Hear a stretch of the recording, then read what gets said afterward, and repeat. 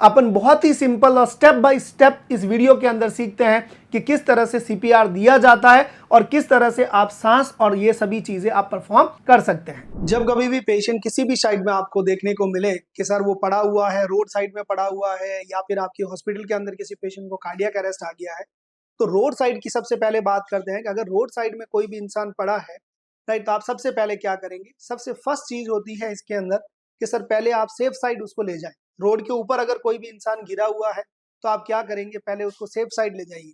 Clear. Safe side ले जाने के बाद में आप उसका रेस्पॉन्स चेक करें। क्या करें, रेस्पॉन्स। तो रेस्पॉन्स कैसे चेक करेंगे, चाहे मेल हो चाहे फीमेल हो, शोल्डर को टैप करेंगे। हेलो भाई साहब कैसे हैं, ठीक है, अंकल जी कैसे हैं, ठीक है, काका कैसे हो, इस तरह से शोल्डर को टैप करेंगे। अगर वो कॉन्शियस रहेगा तो कुछ तो आवाज करेगा, सेडेशन होगा, अल्कोहल पिया हुआ रहेगा तो कुछ तो साउंड करेगा। अगर कुछ भी साउंड नहीं आ रहा है, रेस्पॉन्स अगर नो रेस्पॉन्स है, तो आप क्या करेंगे, नेक्स्ट आप जो है वो कैरोटिड पल्स चेक करेंगे। क्या चेक करेंगे, कैरोटिड पल्स। किस तरह से चेक की जाएगी, ये आपका सेंटर पॉइंट है ट्रेकिया। ट्रेकिया के जस्ट साइड के अंदर जो है आपको लोकेट करना है, पल्स को एसेस करना है कि सर आपकी जो है वो कैरोटिड पल्स आ रही कि नहीं आ रही। कैरोटिड पल्स में 5 से 10 सेकंड से ज्यादा आपको वेस्ट नहीं करने हैं। अगर पल्स फील नहीं हो रही है, इसका मतलब है कि पेशेंट को जो है वो कार्डियक अरेस्ट आया है या फिर पेशेंट को सीपीआर की जरूरत है, सर्कुलेशन नहीं है। एयरवे, फिर आप देखेंगे एयरवे, तो एयरवे क्या करना है, ओपन करना पड़ेगा, राइट, और फिर क्या करना पड़ेगा, ब्रीदिंग देनी पड़ेगी। अगर आपका कैरोटिड नहीं आ रही है तो आप कॉल फॉर हेल्प करेंगे। सबसे पहले आप क्या करेंगे, फोन करेंगे किसी को, call for help, then start CPR. अब सीपीआर कैसे करेंगे, सर सीपीआर करने के लिए बिटवीन द निप्पल, ये निप्पल लाइन के बिल्कुल बीच के अंदर जो है वो आपको क्या करना है, हैंड प्लेस करना है। अडल्ट के केस में डोमिनेंट हैंड नीचे आएगा, नॉन डोमिनेंट हैंड ऊपर की तरफ आएगा।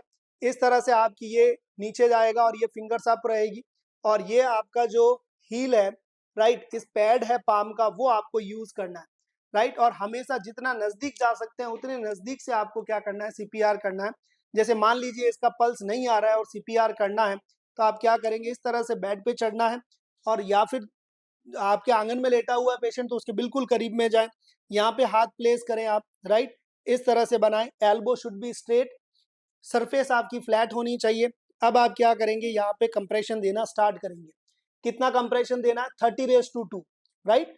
तो 30 कंप्रेशन देना है, 1 2 3 4 5 6 7 8 9 10 11 12 13 14 15, इस तरह से आप कंप्रेशन करते जाएंगे। जैसे ही 30 कंप्रेशन होंगे तो आपको 2 ब्रेथ देनी है। क्लियर। 30 कंप्रेशन के बाद में आप क्या करेंगे, डाउन जाएंगे, राइट, नेक को क्या करेंगे, एक्सटेंड करेंगे। क्लियर। या तो आप एयरवे को ओपन करने के 2 मेथड्स होते हैं, हेड टिल्ट, चिन लिफ्ट मेथड। या तो आप क्या करेंगे, इस तरह से चिन को लिफ्ट करेंगे, हेड को टिल्ट करेंगे। क्लियर। और फिर क्या करेंगे, नाक को बंद करना है और माउथ टू माउथ रेस्पिरेशन देना है, राइट, ये 2 ब्रेथ देनी है। अगेन वापस क्या जाना है, आपको वापस कंप्रेशन के लिए जाना है, 30 कंप्रेशन, 1 2 3 4 5 6 7 8 9 10, इस तरह से 30 कंप्रेशन आपको करने। क्लियर। अगर पेशेंट जो है वो आपको पता नहीं है किस तरह से गिरा है, राइट, तो किस तरह से गिरा है ये नहीं पता है, तो आपको जॉ थ्रस्ट मैनूवर यूज करना है। मतलब इस तरह से जॉ को सपोर्ट करते हुए एयरवे को ओपन करना है। क्लियर हो गया। अगर आपको पता नहीं है कि ये पेशेंट कैसे गिरा है, इंजरी जो है वो फॉल ऊपर हाइट से गिरा हुआ है, कैसे एक्सीडेंट हुआ है, तो सर्वाइकल डैमेज मान के चलना है। इसलिए आप जो एयरवे का मेथड यूज करेंगे उसको कहेंगे जॉ थ्रस्ट मैनूवर। तो आप जॉ को ऐसे जो है वो सपोर्ट करके क्या करेंगे, एयरवे को ओपन करेंगे, नोज को पिंच करेंगे और वही 2 ब्रेथ देंगे, राइट। अब आपको यहाँ पे देखो इन्फ्लेट होते हुए दिखाई दे रहे होंगे लंग आपको। क्लियर। तो इस जगह पे आपकी एयर इन्फ्लेशन, जैसे ही आप एयर इन्फ्लेट करोगे तो ये लंग क्या रहेंगे, आपके ऊपर की तरफ आएंगे। क्लियर।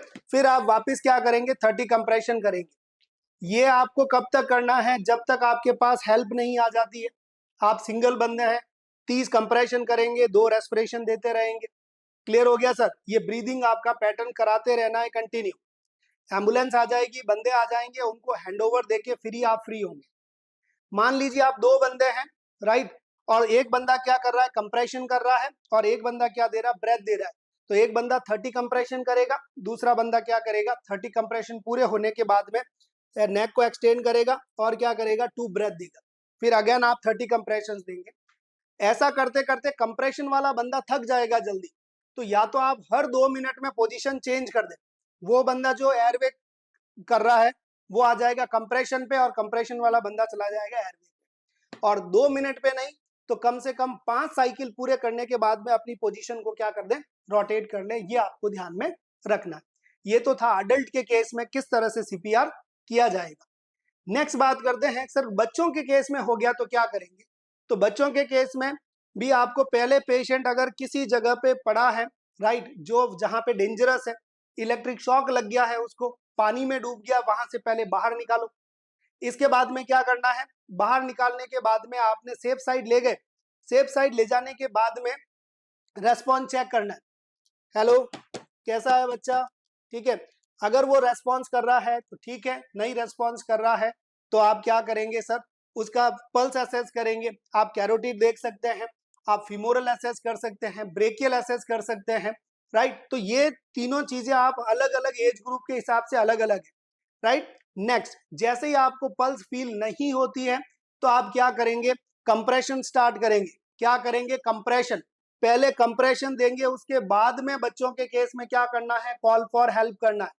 जब तक कॉल आए तब तक आपको अगेन कंप्रेशन देने स्टार्ट करने हैं। अब बात करेंगे सर बच्चों के केस में कंप्रेशन कैसे देंगे।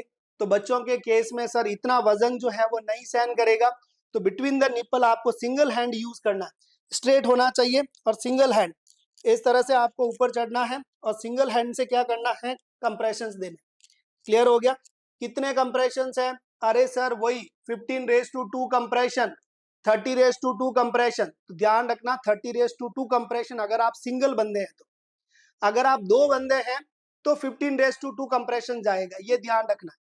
नेक्स्ट, अगर सर न्यू बॉर्न का केस है तो कंप्रेशन किस तरह से देंगे। तो न्यू बॉर्न के केस में या तो आप 2 फिंगर मेथड यूज कर सकते हैं, ठीक है, इस तरह से फिंगर से कंप्रेशंस देंगे, और नहीं तो आप बच्चे को क्या कर सकते हैं, थंब मेथड से बच्चे को इस तरह से पकड़ेंगे और थंब से इस तरह से कंप्रेशन करेंगे। ये सबसे बेस्ट होता है बच्चों के लिए कंप्रेशन, राइट। पर कंप्रेशन जब करेंगे तो न्यू बॉर्न के केस में 3:1 का रेशियो रहता है। कितना, 3:1 का रेशियो रहेगा। 3 कंप्रेशन के साथ 1 ब्रेथ आपको देनी है। ये कंप्रेशन रेशियो आपको फॉलो करना है। ध्यान रखें, अडल्ट में चाहे सिंगल रेस्क्यूअर हो चाहे डबल रेस्क्यूअर हो, कंप्रेशन 30:2 का रहेगा। बच्चों के केस में 30:2 जब सिंगल आदमी है, और डबल रेस्क्यूअर के केस में 15:2 का रेशियो रहेगा। न्यू बॉर्न के केस में 3:1 का रेशियो रहेगा। ये आपको ध्यान में रखना है। इस तरह से आप सीपीआर परफॉर्म करते हैं। अगर कभी भी आपका हॉस्पिटल में अरेस्ट आ जाए तो ध्यान रखिएगा, ये तो गद्दा जो है वो सॉफ्ट है, तो अंदर की तरफ जाता रहेगा, प्रेशर बराबर नहीं लगेगा। तो इसके लिए क्या करेंगे, सीपीआर बोर्ड आता है, वो सीपीआर बोर्ड पेशेंट के नीचे डालेंगे, राइट, और फिर कंप्रेशन देना स्टार्ट करेंगे। Surface should be hard, flat होनी चाहिए, हार्ड होनी चाहिए। एल्बो कैसा होना चाहिए, स्ट्रेट होना चाहिए, क्लियर, और कंप्रेशन प्रॉपर होने चाहिए। 1 मिनट के अंदर लगभग 100 to 120 कंप्रेशंस आपको देने होते हैं। तो इन सभी बातों को आपको ख्याल रखना है, तभी पेशेंट सर्वाइव हो सकता है, अदरवाइज नहीं।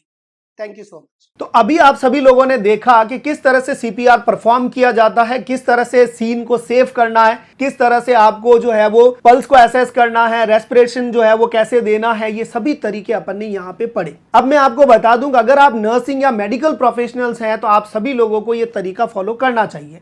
और अगर आप प्रोफेशनल्स हैं पर आप भी परफॉर्म कर रहे हैं, और आपके घर में जो भी अगर कोई भी अनएजुकेटेड है या एजुकेटेड है, जो नॉन मेडिकल प्रोफेशनल है, उन सभी लोगों को भी बताना चाहिए, एजुकेट करना चाहिए कि आप बेसिक जो है वो ये ट्रीटमेंट कर सकते हैं। हॉस्पिटल आने से पहले कम से कम इतना कर लीजिए तो भी उसकी जान बच सकती है, राइट। ब्रेन को सप्लाई जो है 10 मिनट तक नहीं गया तो ब्रेन डेड हो जाएगा, तो उसको आप जो है वो मेंटेन कर सकते हैं। तो ये सभी चीज़ें आपको सीखनी चाहिए, आगे जो है वो अपने पेरेंट्स को सिखानी चाहिए, अपने ब्रदर जो भी आपके इस प्रोफेशन के नहीं है उनको सिखानी चाहिए। और किसी पूरी जिंदगी में अगर कहीं एक बार भी ये प्रोसीजर काम आ गया तो जिंदगी भर उस चीज का जो है वो क्या रहेगा, अरे सर ये खुशी रहेगी कि मैंने एक बंदे की जान बचाई। और एग्जाम पॉइंट ऑफ व्यू की बात करें तो सर हर एग्जाम के अंदर 2 से 3 सवाल हर पेपर के अंदर दिखते हैं आपके, चाहे रेशियो का पूछ लो, चाहे साइकिल कितने टाइम में चेंज करोगे, 2 मिनट में या 5 साइकिल में चेंज करोगे, या फिर आपको जो है कंप्रेशन की जो है वो कितने कंप्रेशन करोगे, कहां पे हैंड प्लेसमेंट होगा, सरफेस कैसी होनी चाहिए, रेस्पिरेशन कितनी देंगे, ये तमाम सवाल जो है वो एग्जाम के अंदर पूछे जाते हैं। तो ये सिर्फ एक वीडियो की बात की है अपन ने, ऐसे 50 वीडियो जो है वो जितने प्रोसीजर्स आपके FON के MSN के हैं वो सब कुछ आपको जो है वो रियल सिनेरियो पे मिलेगा। हॉस्पिटल में पेशेंट्स के ऊपर प्रोसीजर परफॉर्म किए हुए हैं, ये सब आपको एनप्रेप ऐप में मिलेगा। तो अभी एनप्रेप ऐप को डाउनलोड करें और इन प्रोसीजर से रूबरू होवें कि सर रियल में प्रोसीजर क्या होता है और प्रॉपर टेक्निक के साथ में प्रोसीजर्स परफॉर्म किए गए हैं और बताए गए हैं। तो इन सभी प्रोसीजर्स को देखिएगा और एनप्रेप चैनल के साथ में कनेक्टेड रहिएगा। ऐसी इंफॉर्मेशन वीडियो के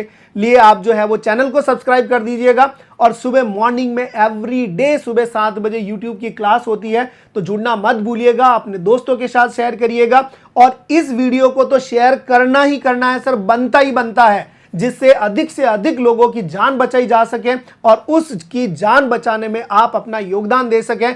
तो चलिएगा, तो ये प्रोसीजर जरूर परफॉर्म करिएगा और शेयर करिएगा। Thank you so much.